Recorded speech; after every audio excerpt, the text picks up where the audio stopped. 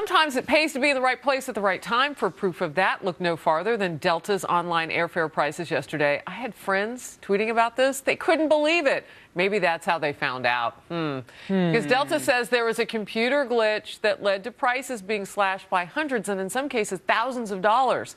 Bargain hunters, like some of my buddies, began scooping up the deals. But you know, the last time this happened with a different air carrier, they said, we're not going to honor them. Well, this time, some buying those cross-country flights for just $27, Delta says they will honor those mistakenly ultra-low fares. Woohoo!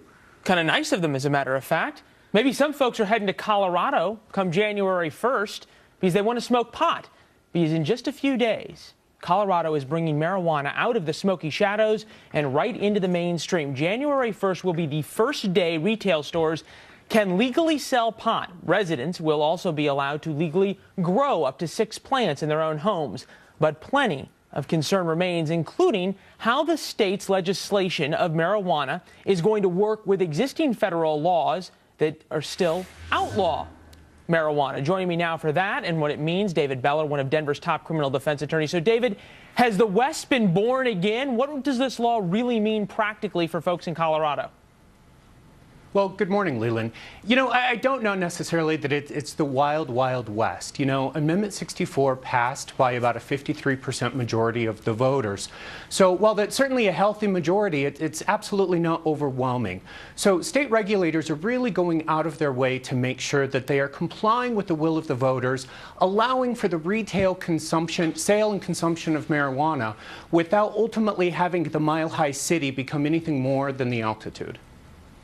All right, I wanted to go back to what Governor Hickenlooper out there in Colorado said when the law passed. He said it may be a little bit early to bust out the Doritos just now. Have they been able to figure things out in the past couple of months in terms of how this law is going to work, how people are going to be able to smoke pot, where they can smoke it, how to do so safely, whether they can drive smoking pot?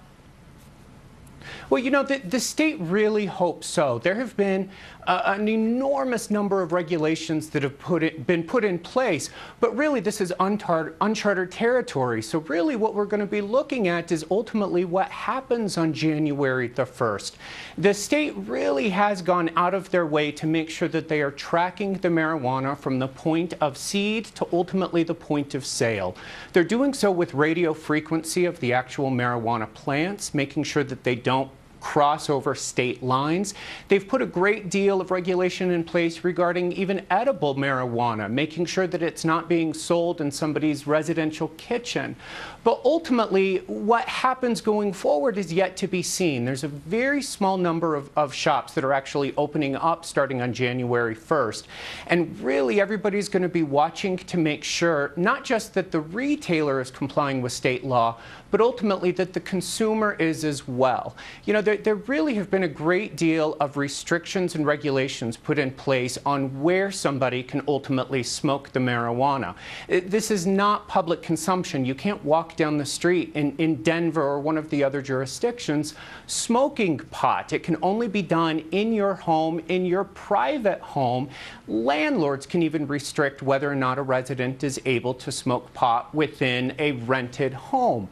So really how the police and how regulators respond and ultimately how the customer responds is really going to be interesting to watch over the course of the next few weeks and ultimately months and even into years from now. We'll watch you closely over the next few weeks. Already, I saw there are websites advertising pot tourism, so there may be a lot of convenience stores that need to stock up on Doritos out there in Denver. David Beller there out in Denver for us today. Thanks, David. Thank you.